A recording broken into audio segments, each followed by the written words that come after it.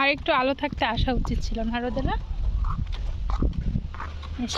বিকালবেলায় আসলে ভালো হতো, লেট করে ফেলছি।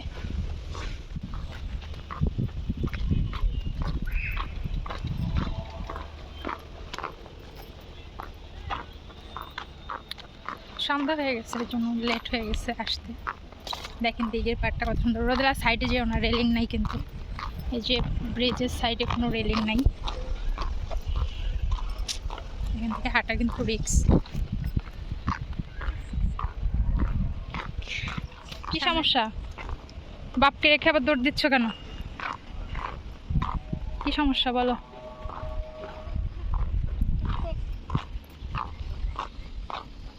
কি হয়েছে, বারবার থেমে যাচ্ছ কেন? কি সমস্যাটা কি তোমার জানতে চাই, জানতে চাই। একটা দোলনা কিন্তু বসতে পারতেছি না, কারণ এই দোলনায় বসতে গেলে আমি পড়ে যাব। কারণ আমার হাইটও কম না বাবা, এই জন্য দোলনাটা একটু উঁচা হয়ে গেছে। আমি উঠতে, ও উঠবে বাবা, তুমি উঠবা? ওই সামনের দিকে কিন্তু বাবা, পড়ে যাবা। শোনো, ওই দোলনা ধরতে গেলে কিন্তু পড়ে যাবে।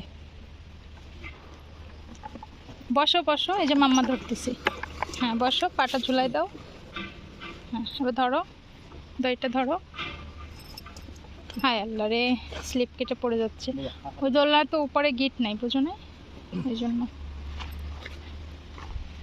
বাই বাই দোলনা। যেখানে যেখানে লাইট আছে ওইখানে একটু ভিডিওটা করা আছে, কারণ এখন তো অন্ধকার হয়ে গেছে, ওইভাবে আর ভিডিও করা যাবে না।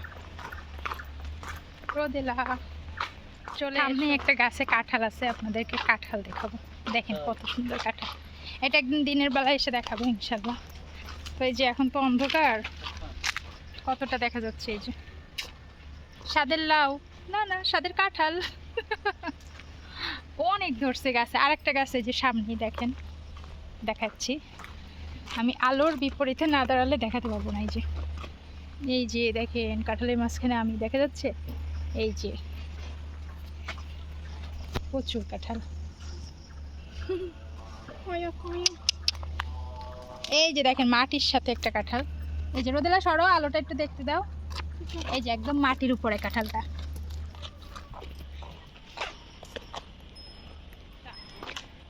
তুমি বারবার শুধু ব্রেক দিচ্ছ কেন? পিছন দিকে আর কত হাঁটবে?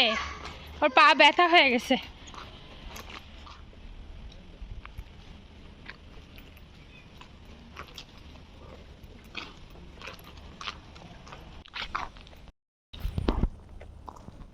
এসো মাম্মা, এসো এসো এসো।